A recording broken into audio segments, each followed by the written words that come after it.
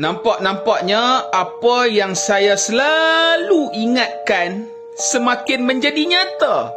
Perang Dunia Ketiga semakin jelas di depan mata. Tak mau percaya Izzuhari cakap, tak apa. Tengoklah sinar harian. Ni, ada satu lagi orang penting cakap pasal Perang Dunia Ketiga. Tengok ni. Singapore will take a bigger hit than others because of our heavy reliance on trade.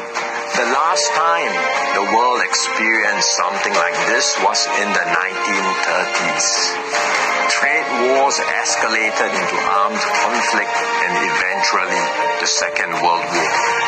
No one can say how the current situation will unfold in the coming months or years. But we must be clear-eyed about the dangers that are building up in the world. Video peringatan tadi adalah kata-kata dari PM Singapura.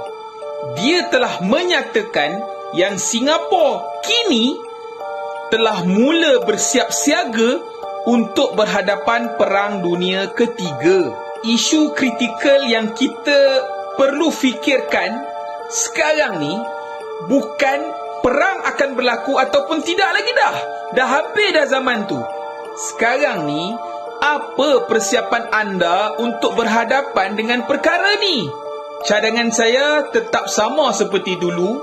Siapa-siapa yang ada lebihan wang fiat, ada saham, ada forex, tukarlah kepada emas, tukarlah kepada perak. Janganlah duk simpan duit-duit digital ni.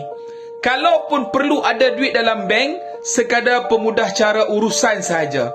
Janganlah duk simpan banyak-banyak duit dalam bank, sebab kalaulah, na'udzubillah, kita harap tak berlaku, tapi kalaulah berlaku, aku bagi tahu kat hampa, duit yang dalam bentuk digital sangkut. Jadi, tolong gunakan akal yang waras untuk bantu diri anda dan keluarga anda. Kalau berlaku keadaan ini, tak ada orang dah nak bantu kita. Kitalah yang bantu diri kita, kitalah yang bantu keluarga kita.